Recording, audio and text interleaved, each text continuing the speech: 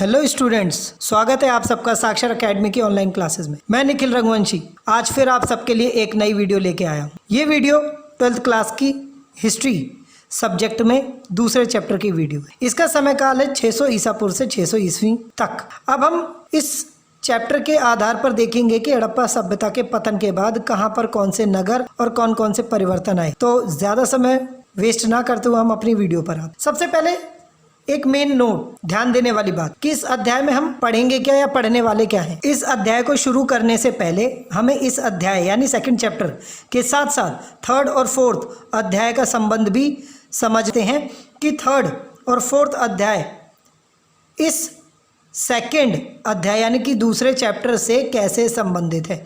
यानी कि हम इसमें देखेंगे कि ये जो चैप्टर है जिस काल का है उसी काल के थर्ड और फोर्थ भी है, लेकिन आपस में ये संबंधित किस प्रकार से उसको समझना है। और तीनों अध्यायों को हम किस समय का इतिहास और क्या पढ़ेंगे वो जानने की कोशिश करते हैं।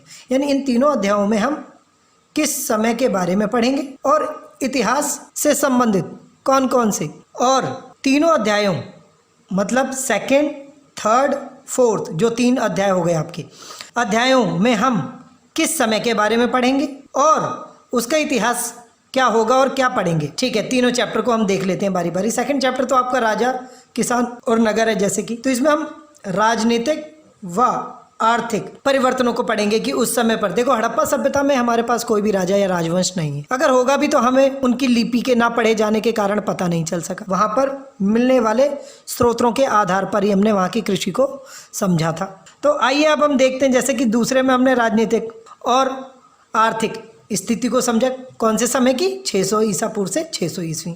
तो हम तीसरे चैप्टर में भी 600 ईसा पूर्व से 600 ईस्वी तक के बारे में ही पढ़ेंगे। उसमें हम बंधुत्व, जाति तथा वर्ग हम इसमें देखेंगे कि किस तरीके से वहाँ का समाज था, यानी सामाजिक स्थिति, और समाज के अंतर्गत कैसे परिवार थे और उन परिवारों के नियम कैसे थे। तो अगर हम देखें वर्ग, 4 वर्गों में बटा हुआ था पूरा समाज, ब्राह्मण, क्षत्रिय, वैश्य, शूद्र। उन वर्गों के अंतर्गत कई सारी जातियां होती थी और उन जातियों के अंतर्गत उनके संबंध होते थे। बंधुत्व मतलब संबंध। तो तीसरा चैप्टर जब आएगा उसको मैं विस्तार से पढ़ाऊंगा। यहाँ पर हम सामाजिक और पारिवारिक स्थिति को देखेंगे तीसरे चैप्टर में, लेकिन वो कब का होगा, टाइम पीरियड सेम होगा, 600 ईसा पूर्व से 600 ईस्वी। इसी प्रकार से हमने यहाँ देखो राजनीतिक, आर्थिक और यहाँ पर सामाजिक, पारिवारिक, टाइम पीरियड सेम। अब हम बात करेंगे यहाँ पर चौथे चैप्टर में, तो हम देखेंगे विचारक, विश्वास और इमारतें यानी धार्मिक इतिहास। इसमें हम पढ़ेंगे हिंदू धर्म और हिंदू धर्म से निकले हुए जैन धर्म और बौद्ध धर्म के बारे में। उसका टाइम पीरियड भी क्या होगा, 600 ईसा पूर्व से 600 ईस्वी। यानी कि अगर हम देखें तो अगले हमारे दूसरा, तीसरा और चौथा तीनों चैप्टर ये एक ही समय के बारे में इतिहास बताएंगे, लेकिन तीनों में जो विषय होगा वो बिल्कुल अलग अलग होगा। तो आइए अब हम इसके चैप्टर के बारे में समझते हैं। चैप्टर का नाम है राजा, नगर और किसान। जैसे कि हमने देखा था हड़प्पा सभ्यता में ना तो कोई राजा या राजवंश था, और जो वहाँ के नगर थे उनका भी पतन हो चुका था। आज के समय पर उनका कोई अस्तित्व नहीं है। और वहाँ पर जो भी कृषि प्रणाली या किसान थे उनकी स्थिति थी, उनको भी हमने वहाँ पर मिलने वाले स्रोतों के आधार पर समझा था। तो अगर हम देखें तो हड़प्पा सभ्यता से ये बिल्कुल ही भिन्न सभ्यता मानी गई, जिसमें हमें यहाँ पर कई परिवर्तन देखने को मिलते, जिसमें राजा, राजवंश, नगर मतलब महाजनपद जिसको हम आगे देखेंगे, और किसान और उनकी कृषि प्रणाली। आइए अब हम इसके नाम के बारे में जानते हैं। इस सभ्यता को कई नामों से जाना जाता है, जिसमें मुख्य 2 नाम मैंने यहाँ पर लिखे हुए। लोह युग, लोह युग का अर्थ है लोहे का युग। जैसे कि हमने पढ़ा था हड़प्पा सभ्यता में कांस्य युगीन पूरा का पूरा संस्कृति थी, वहाँ पर लोहे का कोई भी प्रमाण हमें नहीं मिला। तो यहाँ पर आते आते या हमारे इतिहासकारों को इस सभ्यता से संबंधित लोहे के कई प्रमाण मिलते हैं, जिसके कारण इसे लोह युग कहते हैं। और हड़प्पा सभ्यता प्रथम नगरीकरण था भारत का, और उसके पतन के बाद अगर हम कहें कि भारत में किसी क्षेत्र में कहीं पर नगरों की उत्पत्ति हुई तो वो यही क्षेत्र था, जिसे हम पूर्वोत्तर भारत या फिर उत्तर भारत के नाम से जानते, जो गंगा के किनारे अस्तित्व में था। इसे द्वितीय नगरीकरण भी कहते हैं। आइए अब हम देखेंगे इस अध्याय में हम क्या पढ़ने वाले हैं। तो इस अध्याय में हड़प्पा सभ्यता के समाप्त होने के बाद यानी हड़प्पा सभ्यता के पतन के बाद कहीं पर अगर कोई नई सभ्यता अस्तित्व में आई तो उनको हम यहाँ पर देखेंगे। उत्तर भारत या पूर्वोत्तर भारत में गंगा घाटी के किनारे पर 1500 वर्षों के बाद भारत का दूसरा नगरीकरण उदय हुआ। इसके बारे में हम यहाँ पर पढ़ेंगे। हमारा हड़प्पा पश्चिमोत्तर में था, पश्चिम प्लस उत्तर, और सिंधु नदी के किनारे, सिंधु घाटी सभ्यता इसीलिए कहा जाता था। इस समय का पतन होने के बाद बहुत लंबे समय बाद, लगभग 1500 वर्षों बाद, कहाँ पर, पूर्वोत्तर में एक नए नगरीकरण की शुरुआत होती है, जिसे द्वितीय नगरीकरण कहा जाता है। और यही नगर जो है बाद में महाजनपद के नाम से प्रसिद्ध होते हैं। और साथ ही हम जानेंगे कि दोनों ही नगरीकरण यानी प्रथम नगरीकरण और द्वितीय नगरीकरण किस प्रकार से भिन्न थे, यानी आपस में एक दूसरे से किस प्रकार से बिल्कुल डिफरेंट थे, और साथ ही उन सभी परिवर्तनों को भी समझेंगे जो हड़प्पा सभ्यता में देखने को नहीं मिला या मिले। अब हम उन सभी परिवर्तनों को समझेंगे जो इस द्वितीय नगरीकरण या गंगा घाटी सभ्यता में देखने को मिले हैं। अब यहाँ पर कुछ महत्वपूर्ण परिवर्तन मैंने लिखे हुए हैं जिसमें हम देखते हैं। सबसे पहला महत्वपूर्ण परिवर्तन है लोहे का आगमन या लोहे का आना, लोह युग का शुरुआत। लोहे के फाल वाले हलों के द्वारा कृषि में तीव्र गति से परिवर्तन आया और यहाँ पर कृषि में वृद्धि हुई। अब यहाँ पर सभी क्षेत्रों में कृषि की जाने लगी क्योंकि अब उपकरण के रूप में लोहे के औजार थे या फाल वाले हलों का प्रयोग हो रहा था, जिससे कृषि में तेजी से विस्तार हो रहा था। इसी प्रकार से हम बात करते हैं, यहाँ पर दूसरा महत्वपूर्ण परिवर्तन आता है राजवंशों या राजाओं का उदय। हड़प्पा सभ्यता में हमने राजवंशों के बारे में पढ़ा, लेकिन कोई भी हमारे पास पुख्ता राजवंश नहीं मिला जिसके आधार पर हम कह सके कि यहाँ पर ये राजवंश या इस नाम का राजवंश शासन करता था। परंतु इस 6ठी शताब्दी में यहाँ पर कई ऐसे राजवंश अस्तित्व में आए जिनकी पूरी वंशावली हमारे पास उपलब्ध है, जिसमें हम आगे चल के बात करेंगे मौर्यों के बारे में, गुप्तों के बारे में, कुषाण या फिर दक्षिण के कई सारे और साम्राज्यों के बारे में। अर्थात यहाँ पर राजवंश आए और राजाओं का ये भी एक महत्वपूर्ण परिवर्तन माना गया है। नए नगरों का आरंभ ये भी एक परिवर्तन है जिन्हें हम महाजनपद कहते हैं, महाजनपदों का उदय। हड़प्पा सभ्यता के जितने भी नगर थे उनका पतन होने के पश्चात पूर्वोत्तर भारत में गंगा के किनारे 16 ऐसे नगर अस्तित्व में आए जिन्हें महाजनपद कहा जाता है, जिन्हें हम आगे विस्तार पूर्वक पढ़ेंगे। आगे हम बात करते हैं यहाँ पर नए धर्मों का बनना। हड़प्पा सभ्यता में कुछ धार्मिक कृतियाँ हमें मिली हैं, लेकिन उनका अनुमान लगाया गया है इतिहासकारों के अनुसार। उनके कोई सटीक साक्ष्य या स्रोत हमें नहीं मिलते जिसके आधार पर हम कह सकें कि हड़प्पा सभ्यता में इस नाम का धर्म अस्तित्व में था, जिसके कारण हमारे इतिहासकारों द्वारा उस समय के धर्मों को प्राकृतिक धर्म नाम दिया गया, क्योंकि उस समय हड़प्पा सभ्यता के लोग प्रकृति की ही वस्तुओं को या चीज़ों को पूजा करते थे, उनको महत्व देते थे। लेकिन अब हम बात करते हैं कि 6ठी शताब्दी में आते आते यहाँ पर नए धर्म बन चुके थे, जिनमें हम बात करेंगे ब्राह्मण धर्म, हिंदू धर्म और उनसे ही निकलने वाले जैन धर्म और बौद्ध धर्म, जिन्हें हम अगले अध्यायों में विस्तार पूर्वक पढ़ेंगे। और यही वो काल था जब यहाँ पर वेदों का निर्माण हुआ। वेदों का निर्माण अर्थात यहाँ पर 4 वेद बनाए गए ब्राह्मणों के द्वारा, और उन चारों वेदों में जो हमारा हिंदू धर्म या फिर ब्राह्मण धर्म था उसके नीति नियम लिखे गए, जिसके कारण इसे वैदिक काल भी कहते हैं, क्योंकि इसी काल में वेदों की रचना की गई थी, जिसमें हमारा ऋग्वेद, यजुर्वेद, सामवेद और अथर्ववेद शामिल है। आइए अब हम एक और टॉपिक लेते हैं जो बहुत ही इम्पोर्टेंट है। यह है आपका 600 ईसा पूर्व से 600 ईस्वी तक के इतिहास को जानने के स्रोत।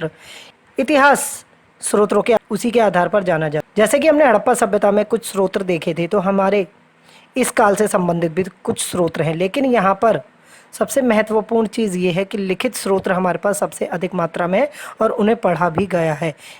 तो ये क्वेश्चन बोर्ड के अकॉर्डिंग भी बहुत महत्वपूर्ण है और बार बार आया भी है कि ये किस प्रकार से आता है, 600 ईसा पूर्व हो या 6ठी शताब्दी हो। तो इस समय इस 600 ईसा पूर्व के और 600 ईस्वी के यानी 6 और 6 1200 वर्षों के इतिहास को जानने के हमारे पास कौन कौन से स्रोत हैं उनको हम देखते हैं। तो सबसे पहला स्रोत आता है धार्मिक ग्रंथ। अब धार्मिक ग्रंथ में हिंदू धर्म के ग्रंथ भी है, हिंदू धर्म के ग्रंथ भी हो सकते हैं, महाभारत भी हो सकती है और आपके वेद भी हो सकते हैं, पुराण भी हो सकते हैं, मनुस्मृति, धर्मसूत्र और धर्मशास्त्र भी आते हैं। इसी प्रकार हम बात करते हैं कि इसी समय पर एक और धर्म था, जैन धर्म। तो जैन धर्म के भी हमारे पास जो ग्रंथ मिलते हैं या उन धार्मिक कहानियाँ मिलती हैं लिखित रूप में, वो भी इस समय को बताने का एक महत्वपूर्ण स्रोत माना जाता है। इसी प्रकार से दूसरा एक और हिंदू धर्म से निकला हुआ धर्म था, वो था बौद्ध धर्म, और बौद्ध धर्म के ग्रंथ भी इस समय को बताने का एक माध्यम बना। आगे हम देखेंगे अभिलेख और शिलालेख। इस समय पर जो राजा और राजवंश आए उन्होंने कुछ अभिलेख लिखवाए इस समय से संबंधित, चाहे वो उनकी राजनीतिक स्थिति के अनुसार हो, चाहे वो धार्मिक स्थिति के अनुसार हो, जिससे हम उनके धार्मिक और राजनीतिक सभी प्रकार के पहलुओं को समझ भी पाते हैं। तो ये अभिलेख और शिलालेख भी उस समय के यानी छठी शताब्दी ईसा पूर्व से छठी शताब्दी ईस्वी तक के एक महत्वपूर्ण स्रोत माने गए। इसी प्रकार से उस समय पर राजाओं द्वारा चलाए गए सिक्के वो भी एक महत्वपूर्ण स्रोत माने गए। उस समय पर राजाओं द्वारा अपने बारे में या अपने धार्मिक मूर्तियाँ व चित्रों को जो बनवाया गया, चाहे वो मंदिरों में लगाई गई हों, चाहे वो अपने राजमहल या किलों में लगाई गई हों, वो सब के सब एक महत्वपूर्ण स्रोत रहे। यानी इन सब के द्वारा हम छठी शताब्दी से छठी शताब्दी ईस्वी तक के इतिहास को जान पाते हैं। और भी कुछ महत्वपूर्ण ऐसे स्रोत रहे जिनमें हम वस्तुएं, औजार व स्थापत्य, मतलब वही भवन या फिर महल वगैरह या मंदिर आते हैं। ये सारे ऐसे स्रोत हैं जो हमें छठी शताब्दी के बारे में बताते हैं। अब हम बात करते हैं, पहला पॉइंट आता है हमारा जो बुक का है। अभी तक मैंने आपको एक भूमिका बताई छठी शताब्दी से संबंधित। अब हम एक के बाद एक पॉइंट, जो इम्पोर्टेंट पॉइंट है बुक के, उनको मैं करवाता हूँ जो कि आपको इजीली समझ आएगा। हाँ, एक और बात, अगर आपको इसको बेहतर तरीके से समझना है तो आप इसे बुक लेके पढ़ें, जिससे कि ये पॉइंट टू पॉइंट क्लियर होता चला जाएगा। और गारंटी लेता हूँ कि आपको इसमें किसी भी प्रकार की कोई भी परेशानी नहीं होगी। इसका फर्स्ट पॉइंट आता है प्रिंसेप और पियदस्सी, ये दोनों नाम है। एक इतिहासकार का नाम है तो दूसरा वहाँ के शासक का नाम है। आइए देखते हैं। प्रिंसेप का पूरा नाम जेम्स प्रिंसेप है। ये ईस्ट इंडिया कंपनी के अधिकारी थे और इन्होंने सबसे पहले 1838, ये एकदम करेक्ट डेट है, किताब में भी मिलेगी आपको, में छठी शताब्दी से संबंधित अभिलेख व ब्राह्मी व खरोष्टी लिपि को पढ़ने में सफलता प्राप्त की। अर्थात प्रिंसेप का पूरा नाम जेम्स प्रिंसेप था और उन्होंने 1838 में, और कई किताबों में 1830 का दशक भी लिखा होता है। दशक मतलब डिकेड, ठीक है। तो इस समय पर ये इतिहासकार आए और इन्होंने भारतीय इतिहास से संबंधित जितने भी पांडुलिपियाँ या लेख मिले थे, अभिलेख मिले थे, उनको पढ़ा और बताया कि वहाँ पर कौन सा राजवंश और किस तरीके का कौन सा इतिहास था। और उसी इतिहास के आधार पर एक नाम सबसे ज़्यादा वहाँ पर बार बार उल्लेखित हुआ, जिसे पियदस्सी कहते हैं। अब पियदस्सी का अर्थ क्या है वो देखते हैं। इसका अर्थ है मनोहर मुख आकृति वाला राजा, अर्थात अशोक। अशोक के लिए प्रयोग में लाया जाने वाला ये शब्द था जिसे पियदस्सी कहते हैं। ये एक उपाधि या प्रिय नाम था जो अशोक को उसकी प्रजा ने दिया था। अशोक की प्रजा अशोक को बहुत ज़्यादा महत्व देती थी और अशोक जो थे वो मौर्य साम्राज्य के सबसे सर्वोच्च और सबसे अच्छे शासक माने गए थे, लोकप्रिय शासक। और उन्हें वैसे तो बहुत सारे नाम दिए गए थे उपाधियों के रूप में, जैसे पियदस्सी, चक्रवर्ती और देवान पिय इत्यादि। तो यहाँ पर प्रिंसेप ने 1830 के दशक में आकर यहाँ पर अभिलेखों में देखा कि पियदस्सी अशोक के लिए प्रयोग में लाया गया एक नाम था। अब सेकंड पॉइंट आता है। सेकंड पॉइंट है आपका, प्रारंभिक राज्यों को ही महाजनपद कहते हैं, अर्थात महाजनपद का मतलब है राज्य। जो आरंभिक राज्य थे उन्हें महाजनपद कहा जाता था और ये छठी शताब्दी में अस्तित्व में थे और आज भी अलग अलग नामों से प्रसिद्ध है।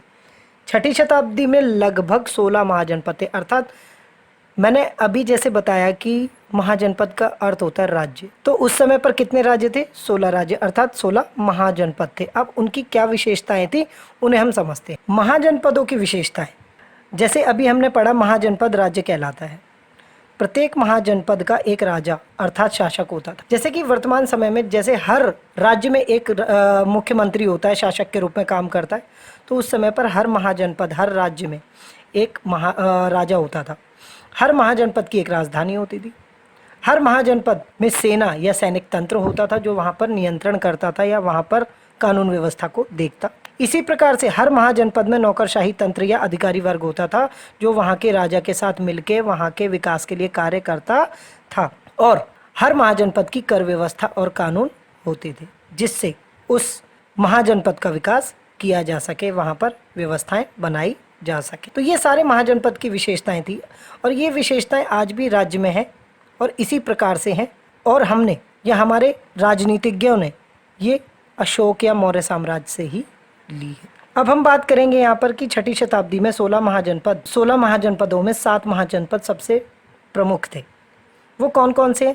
मगध, कौशल, अवंती, गांधार, कुरु, पांचाल, वज्जी। इन्हें आप अपने अनुसार भी याद कर सकते हैं शॉर्टकट बना के या फिर ऐसे ही।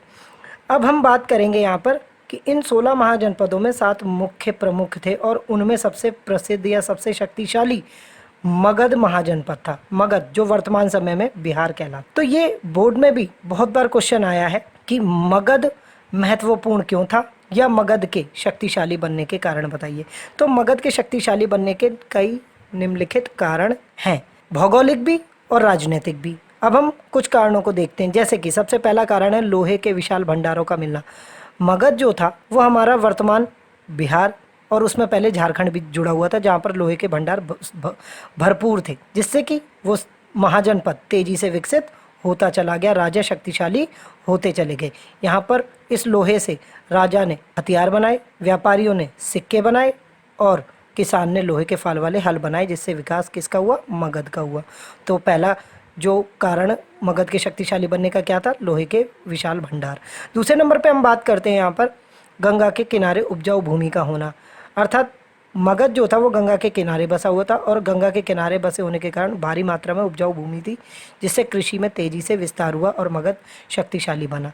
इसी प्रकार नदियों व नहरों के द्वारा सस्ता व सुगम आवागमन, गंगा तथा गंगा की कुछ सहायक नदियां व उससे निकली हुई नहरों ने पूरे बिहार यानी मगध में अपने आप को फैला रखा था, जिससे कि वहाँ पर ये जो नदी या नहरें थी जल मार्ग के रूप में एक जगह से दूसरी जगह पर सस्ता व सुगम आवागमन करती थी, जिससे इस महाजनपद में तेजी से व्यापार भी हो सका। इसी प्रकार अगला आता है जंगलों से हाथियों का मिलना। मगध में भारी मात्रा में जंगल थे और उन जंगलों में हाथी भी उपलब्ध थे और इन हाथियों का प्रयोग वहाँ के राजाओं ने अपनी सेना को मजबूत करने के लिए किया था, जिससे कि उन हाथियों का प्रयोग सेना में हुआ और सेना मजबूत हो गई और मजबूत होने के कारण महत्व किसको मिला? मगध को। मगध शक्तिशाली बन गया। इसी प्रकार हम बात करेंगे महत्वाकांक्षी राजा। महत्वाकांक्षी राजा का अर्थ होता है किसी राजा द्वारा महत्व दिया जाना, और ऐसे कई सारे राजा यहाँ पर अस्तित्व में थे जिनके द्वारा मगध को महत्व दिया गया था, जैसे अजातशत्रु, बिंबिसार, महापद्मनंद और अशोक। अजातशत्रु के पुत्र बिंबिसार हैं और ये सारे वो राजा हैं जिन्होंने अलग अलग समय पर बिहार को महत्व दिया, जिसके कारण बिहार तेजी से विकसित होता चला गया, अर्थात मगध शक्तिशाली बनता चला गया। अब अगला तीसरा पॉइंट आता है एक आरंभिक साम्राज्य। एक आरंभिक साम्राज्य अर्थात ये मौर्य साम्राज्य के लिए कहा गया है। वैसे तो 6ठी शताब्दी में और भी कई सारे साम्राज्य थे आरंभिक समय पर, लेकिन वो इतने शक्तिशाली और इतने महत्वपूर्ण नहीं माने गए हैं, जिसके कारण सबसे ज्यादा महत्व यहाँ पर मौर्य वंश को या मौर्य साम्राज्य को देते थे। आइए अब हम देखते हैं कि मौर्य साम्राज्य की स्थापना कब तथा किसके द्वारा हुई। तो चंद्रगुप्त मौर्य ने इस साम्राज्य को 321 ईसा पूर्व में, मौर्य साम्राज्य 321 ईसा पूर्व में, और अभी आगे हम पढ़ेंगे गुप्त वंश के बारे में। गुप्त साम्राज्य जो था वो 320 ईस्वी में, बहुत अंतर है, 600 वर्षों का लगभग अंतर है, ठीक है। तो 321 ईसा पूर्व में इसकी स्थापना की गई थी और इसकी पहली जो राजधानी थी वो राजगाह थी, जो आज राजगीर के नाम से एक जिला भी है हमारे बिहार में, और ये इसकी पहली राजधानी थी जो चंद्रगुप्त मौर्य ने स्थापित की थी। बाद में अशोक के द्वारा इसकी राजधानी बदलकर पाटलिपुत्र कर दी गई थी। आगे हम बात करते हैं कि ये जो मौर्य साम्राज्य था ज़्यादा लंबे समय तक नहीं चला, लगभग 150 वर्षों तक ही चला, लेकिन ये हमारे भारत के सैकड़ों साम्राज्यों में सबसे मजबूत और सबसे महत्वपूर्ण और सबसे ज़्यादा हमारे लिए लोकप्रिय माना गया है, जिसको हमारे विद्वानों या फिर राजनेताओं द्वारा एक प्रेरणा स्रोत भी माना है। आइए अब हम उसी साम्राज्य के स्रोत के बारे में जानते हैं कि इस साम्राज्य को हमारे इतिहासकारों द्वारा किस प्रकार से जाना गया। तो जैसे कि मैंने बताया था कि इस समय पर क्या है, लिखित विवरण पढ़ लिए गए थे, तो यहाँ पर जो भी स्रोत लिखित है उनके आधार पर ही हम इस साम्राज्य को समझते हैं।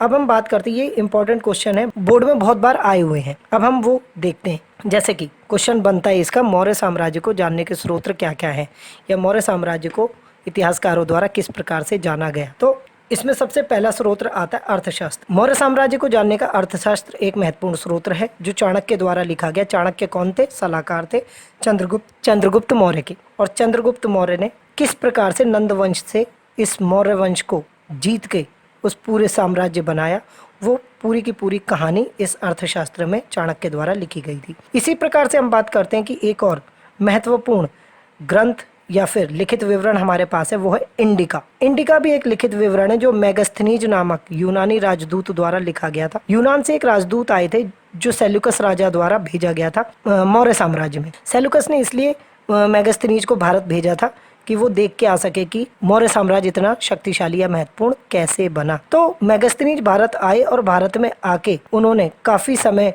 बिताया और बिताने के साथ साथ उन्होंने जो भी चीजें देखी वो इंडिका में लिखी। तो इंडिका एक महत्वपूर्ण स्रोत बन जाता है मौर्य साम्राज्य को जानने का। इसी प्रकार से हम बात करेंगे, एक और लिखित विवरण है मुद्रा राक्षस, जो विशाख दत्त द्वारा लिखा गया। विशाख दत्त एक स्वतंत्र लेखक थे, उपन्यासकार थे, जिन्होंने यहाँ पर मौर्य साम्राज्य से संबंधित बहुत सारी धार्मिक या फिर उनके वंशावलियों के बारे में अपनी किताब मुद्रा राक्षस में लिखा है। अर्थात अगर हमें मौर्य साम्राज्य को जानना है तो मुद्रा राक्षस भी एक महत्वपूर्ण स्रोत है मौर्य साम्राज्य को जानने का। अब हम बात करते हैं कि मौर्य साम्राज्य जो था वो एक धार्मिक साम्राज्य था, जिसने हिंदू धर्म, जैन धर्म तथा बौद्ध धर्म सबको महत्व दिया, सबको अनुदान दिए, और इसी प्रकार से अलग अलग जो राजा थे उन्होंने अलग अलग धर्मों को अपनाया। जैसे हम बात कर सकते हैं कि चंद्रगुप्त मौर्य ने अपने अंतिम समय पर जैन धर्म को अपनाया।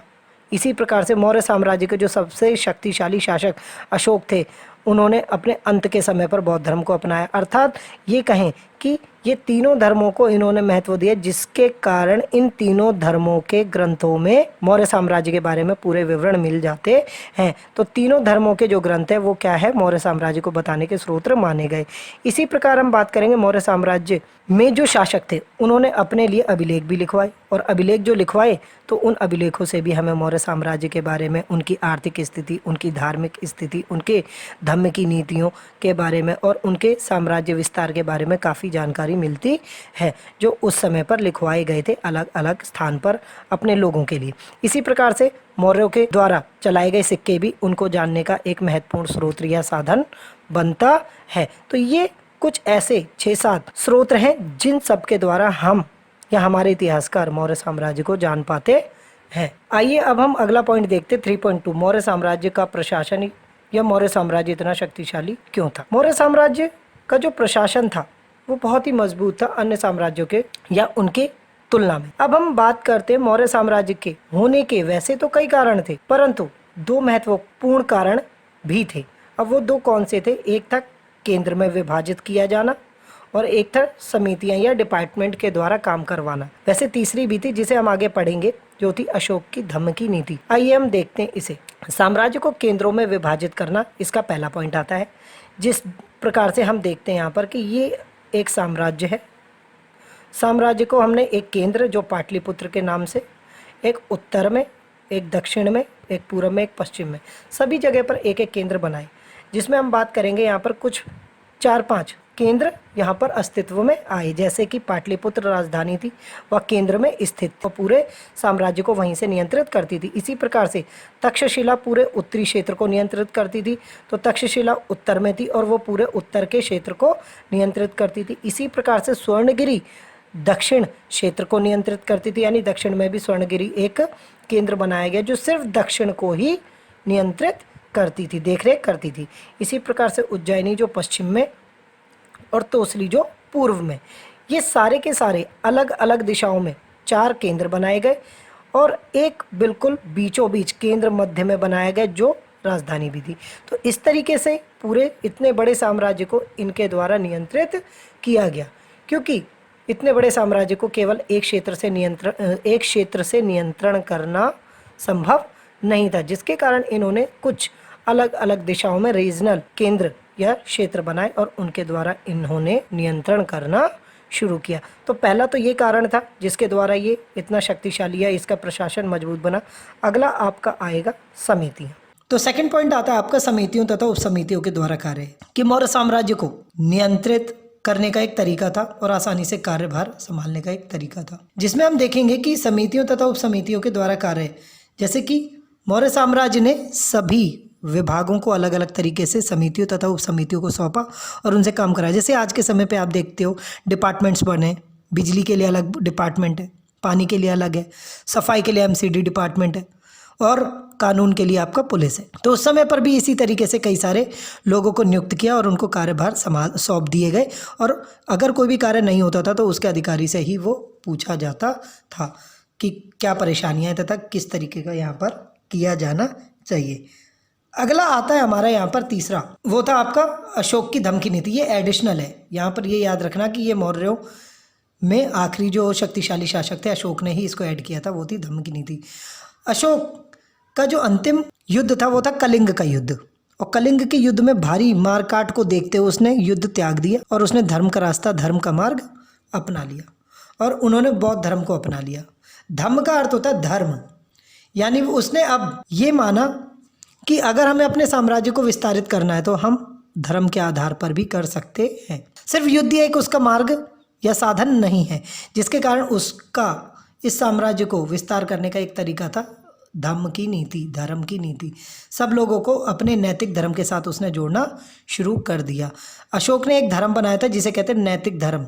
अब हम बात करेंगे यहाँ पर तीसरे पॉइंट की। आप देखेंगे बुक में तो यह मौर्य साम्राज्य कितना महत्वपूर्ण था। वैसे तो अगर हम बात करें तो मौर्य साम्राज्य बहुत महत्वपूर्ण था, क्योंकि आरंभिक साम्राज्य में सबसे शक्तिशाली साम्राज्य था और इस साम्राज्य से हमारे भारत ने बहुत कुछ लिया है। मैं अभी बताऊंगा यहाँ पर क्या क्या चीज़ें हमने उनसे अपनाई हैं, थोड़ा सा परिवर्तन करके। तो अगर हम देखें स्वतंत्रता के बाद, जब हम अंग्रेजों से स्वतंत्र हुए तो उसके बाद हमारे जितने भी राष्ट्रवादी नेता आए, यानी जिन्होंने भी भारत को संभाला आरंभिक समय पर, नेताओं ने मौर्य साम्राज्य और अशोक को प्रेरणा मानकर अपनाया, यानी पूरे साम्राज्य को हमने अपनाया। जैसे कि इस साम्राज्य की कुछ महत्वपूर्ण चीज़ें थी। सभी धर्मों को एक समान मानना, जिसमें हम सर्वधर्म संभाव हमारे भारत ने अपनाया। इसी प्रकार से महाजनपदों का स्वरूप हमने लिया। अगर मैं यहाँ पर लिखूं महाजनपद यानी राज्य, इसी प्रकार से हमारा क्या आता है यहाँ पर अशोक के प्रतीक। इसी प्रकार अगला पॉइंट हमारा है 3.3, मौर्य साम्राज्य कितना महत्वपूर्ण था। मौर्य साम्राज्य से पहले भी कई सारे महत्वपूर्ण साम्राज्य थे, लेकिन इतने शक्तिशाली नहीं थे और ऐसे साम्राज्य नहीं थे जिनको एक प्रतीक माना जाए। वैसे अगर हम देखें तो मौर्य साम्राज्य लगभग 150 सालों तक ही शासन कर पाया है अच्छे से भारत में, लेकिन फिर भी हमारे स्वतंत्रता के बाद हमारे राष्ट्रवादी नेताओं ने मौर्य साम्राज्य को और अशोक को प्रेरणा मानकर अपनाया। यानी हमने मौर्य साम्राज्य को भी महत्व दिया, अपनाया, और मौर्य साम्राज्य से भी बहुत कुछ अपनाया, जिसमें हम बात करेंगे सभी धर्मों को एक समान मानना, सर्वधर्म संभाव यानी समान, जिसके कारण हमने यहाँ पर धर्मनिरपेक्ष बनाया। उसके बाद हम बात करते हैं कि जो हमारे आज के राज्य हैं और उन राज्यों का जो स्वरूप है वो भी हमने महाजनपदों से लिया। उसके बाद हमने कुछ ऐसे प्रतीक लिए, प्रतीक अशोक से, जो हमने राष्ट्रीय चिन्ह या राष्ट्रीय प्रतीक के रूप में उन्हें एक्सेप्ट किया, जिसमें हमारे ध्वज के बीचों बीच अशोक चक्र, अशोक का 4 मुंह वाला सिंह, शेर जो हमारी करेंसी में, और इसी प्रकार से हम बात करते हैं अशोक स्तंभ। तो ये 3 ऐसे प्रतीक हैं जो कि हमने मौर्य साम्राज्य से लिए हैं और मौर्य साम्राज्य को हम सबसे ज़्यादा महत्व देते। जितने भी भारत में साम्राज्य आए और गए, और उन सब में सबसे महत्वपूर्ण साम्राज्य मौर्यों को माना जाता है और अशोक को माना जाता है।